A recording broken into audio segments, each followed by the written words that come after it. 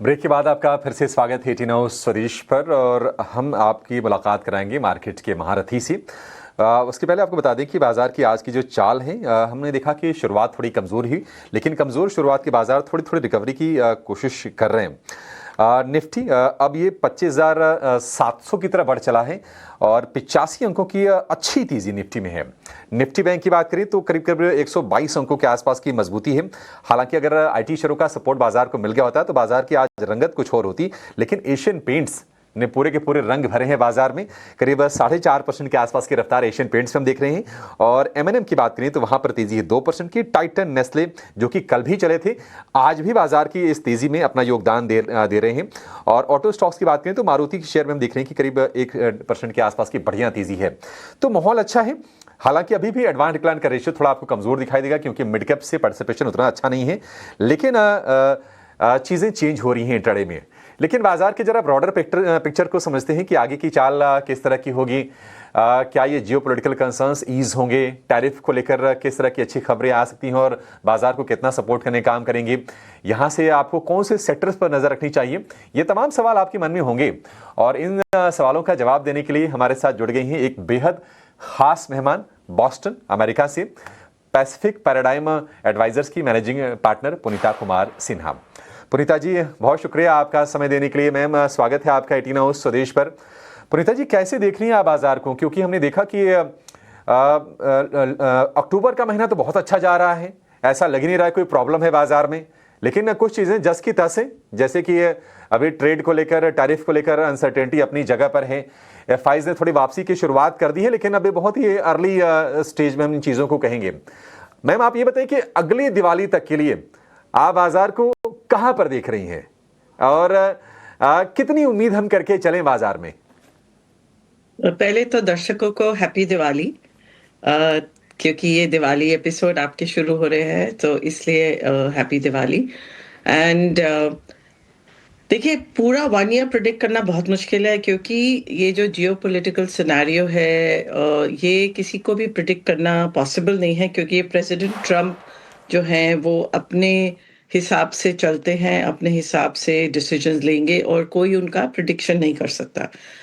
पर ये ज़रूर कह सकते हैं कि इंडिया में अगर ट्रेड डील वर्कआउट हो जाए, तो क्योंकि Indian market relative to China और बाकी मार्केट्स काफ़ी डिप्रेस्ड रही है और वैल्यूएशन थोड़े से अपीलिंग हो रहे हैं, यहाँ पर अपसाइड काफ़ी पॉसिबल है, स्पेशली वो सेक्टर्स में जो कि एक्सपोर्ट ओरिएंटेड हैं। बट साथ-साथ में कंज्यूमर सेक्टर को भी बूस्ट मिला है जीएसटी कट से, और एक्सपोर्टर्स को भी हो सकता है बूस्ट मिले ये अगर ट्रेड डील हो जाए। तो I think overall Indian market जो है वो फिर से अट्रैक्टिव लगने के सिचुएशन पे है। और आई थिंक एफआईआई का भी अब डेटा देखें तो उन्होंने थोड़े अपने शॉर्ट्स कम कर दिया है इंडिया पे, तो मेरे हिसाब से धीरे धीरे शायद एफआईआई बाइंग आएगी। बिल्कुल। Good morning Punita ma'am, Tripti this side. Festival greetings to you. Diwali आने वाली है और मेरा सवाल भी दिवाली से लेकर ही है, क्योंकि हम अपने चैनल पर सेविंग से समृद्धि की थीम को ड्राइव कर रहे हैं। लोग निवेश तो कर रहे हैं, म्यूचुअल फंड्स में कर रहे हैं, एसआईपीज के थ्रू कर रहे हैं, लेकिन अब डायरेक्ट सेक्टर में भी निवेश करना चाहते हैं। यहाँ से किस सेक्टर में आपको इंडिया की long term growth story strong नज़र आती है, जहाँ उन्हें शानदार रिटर्न मिल सके? ऐसे देखिए, अगर आप देखिए अभी भी इस साल का परफॉर्मेंस ये सेक्टर स्पेसिफिक नहीं है बट स्टॉक स्पेसिफिक है। हर एक सेक्टर में काफ़ी कोई पॉजिटिव स्टॉक्स रहे हैं और कुछ नेगेटिव रहे हैं। तो ये सेक्टर वाला मार्केट नहीं है, ये स्टॉक स्पेसिफिक मार्केट है। जो कंपनीज अपने कॉस्ट प्रेशर्स मैनेज कर पा रही हैं, जो अपने इनोवेशन से सेल्स ग्रोथ ड्राइव कर पा रही हैं, उनको अच्छा परफॉर्मेंस मिल रहा है। और जो नहीं कर पा रही सेम सेक्टर में, जिनका कंपेरेटिव पोजीशन वीक हो रहा है, उनका स्टॉक परफॉर्मेंस इतना अच्छा नहीं रहा। तो ये जो सेक्टर इफेक्ट मुझे इतना नहीं दिख रहा है अभी। But broadly speaking, as I said, कि हमारा consumer sector, make in India sector, वो चाहे ट्रेड डील हो चाहे नहीं हो, वो हमारे अपने इनहेरेंट ग्रोथ पे, इंडिया की अपनी ग्रोथ पे मजबूत रहेगा। वहाँ पर अपॉर्चुनिटीज़ मिलेंगे डिफेंस सेक्टर में, जैसे मैंने बोला मेक इन इंडिया, में मैन्युफैक्चरिंग सेक्टर में कई कई एरियाज में काफ़ी थ्रस्ट दिया जा रहा है वहाँ पर। और साथ साथ अगर ट्रेड डील हो गई तो एक्सपोर्टर्स जो कि काफ़ी बीटन डाउन है अभी, वहाँ पर वैल्यूएशन कंफर्ट है, पर कोई अपसाइड न्यूज़ अब के कारण अभी नहीं दिख रहे, पर जैसे ही आए वहाँ पर पोटेंशियल काफ़ी है। जी। और एक और चीज़, पुनीता सॉरी, जी, एक और बिल्कुल सेक्टर जो आपने ये एक और कहा कि सेक्टर, जी, जी। हाँ, तो कमोडिटीज मेटल्स हाँ मैम, प्लीज़ जो कंटिन्यू। है, क्योंकि डॉलर वीकनिंग का एक रिस्क शुरू हो रहा है और वर्ल्ड में कमोडिटीज का एक पीरियड चल रहा है जिसमें कमोडिटीज का बूम हो सकता है। सो कमोडिटी रिलेटेड स्टॉक्स भी अच्छा कर सकते हैं। ठीक है, कमोडिटीज रिलेटेड स्टॉक्स अच्छा कर सकते हैं, consumer stocks, make in India, defence, ये कुछ थीम्स हैं। वैसे तो स्टॉक स्पेसिफिक रहने का बाजार है, लेकिन यहाँ पर आप अपॉर्चुनिटीज तलाश के चल सकते हैं। पुनीता मैम, एक और बड़ी इंटरेस्टिंग चीज़ हो रही है, आपने कमोडिटीज की बात की तो मुझे ये याद आया कि देखिए यूएस मार्केट रिकॉर्ड पर रिकॉर्ड बना रहे थे, गोल्ड सिल्वर भी लगातार हाइज बना रहे थे। अब हम देख रहे हैं कि कहीं ना कहीं इक्विटी से थोड़े पैसे निकल रहे हैं और बॉन्ड्स में जा रहे हैं। बॉन्ड्स में जा रहे हैं जब पैसे, तो यील्ड्स नीचे आ रही हैं, 4% के नीचे यूएस के 10 ईयर की बॉन्ड यील्ड आ गई है।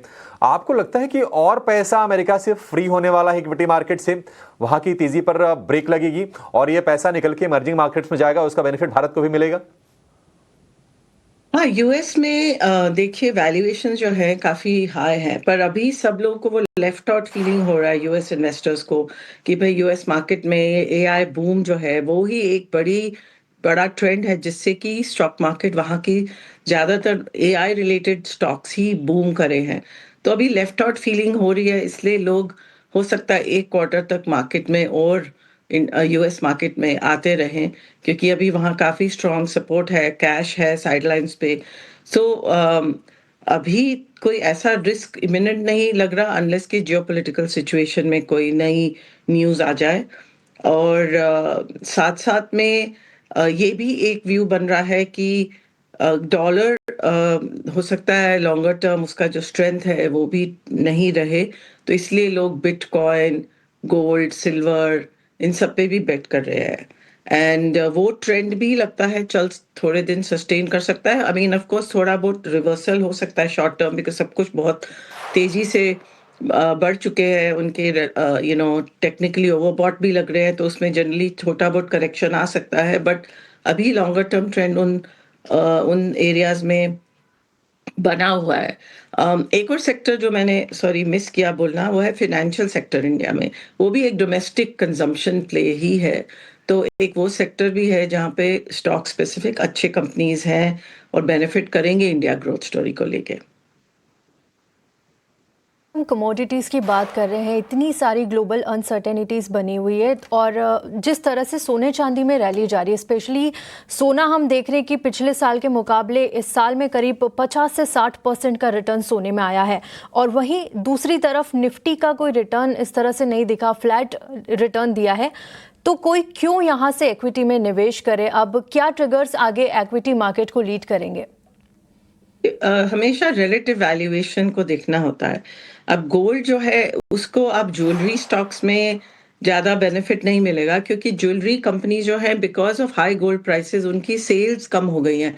हालांकि प्राइस ऑफ गोल्ड से उनका वैल्यू अगर कोई भी सेल करेंगे उसकी वैल्यू ज़्यादा है, पर वॉल्यूम नंबर्स कम होंगे, बिकॉज इस प्राइस पे ज्वेलरी इतनी ज़्यादा लोग नहीं खरीद रहे। और हालांकि खरीद रहे हैं तो गोल्ड कॉइन्स खरीद रहे हैं, गोल्ड ईटीएफ्स खरीद रहे हैं, सेम थिंग इन सिल्वर। और जहाँ पर सुनने को मिल रहा है कि इतनी सारी शॉर्टेज हो गई है सिल्वर ज्वेलरी की इंडिया में, बिकॉज सब लोग सिल्वर के पीछे चेज कर रहे हैं। और ये ट्रेंड मेरे ख्याल से एक ईवी में और इंडस्ट्रियल यूज जो सिल्वर का है उसको लेकर भी है, in addition to geopolitical uncertainty. तो हो सकता है ये ट्रेंड थोड़े दिन चले। एंड एसेट एलोकेशन पर्सपेक्टिव से सिर्फ इक्विटीज में रहना भी ठीक नहीं है। Equities, bonds, gold and art, ऐसे और सारे आर्ट प्राइसेस को देखिए, लोग इन्वेस्ट कर रहे हैं आर्ट में भी, और उनके भी ऑक्शन प्राइसेस बहुत ही हाई गई है इस बार, क्योंकि लोग कंसर्न है कि सब कुछ इक्विटीज में इस वैल्यूएशन पे नहीं रखना चाहिए। ये तो यूएस की बात है, पर इंडिया में जो वैल्यूएशंस है वो इतनी हाई नहीं है अब, क्योंकि रिलेटिव वैल्यूएशंस इंडिया की थोड़ी ठीक लग रही है। फिर भी मेरे हिसाब से थोड़ा बहुत डिवर्सिफिकेशन होना चाहिए सब कुछ। Don't put your eggs in just one basket. नहीं नहीं, बिल्कुल राइट एडवाइस है मैम, बिल्कुल राइटली आपने समअप किया कि डाइवर्सिफिकेशन होना चाहिए और वोलेटिलिटी से आप बच जाते हैं, और जहां पर प्राइसेस बहुत हाई हो रहे हैं उससे भी आपको थोड़ा क्वेश्चन मिल जाता है। मैम बहुत शुक्रिया आज आपका समय देने के लिए और विस्तार से तमाम चीज़ों पर अपनी बहुत ही बारीक नज़र रखने के लिए और हमें उसके बारे में जानकारी देने के लिए। Thank you so much ma'am. चलिए इसके साथ शो को यहाँ पर समाप्त करने का समय भी हो गया है। तृप्ति को और मुझे आप दीजिए इजाज़त, और ब्रेक के बाद हम लेकर आएंगे एफनो जंक्शन। आपने जाएगा नहीं। नमस्कार।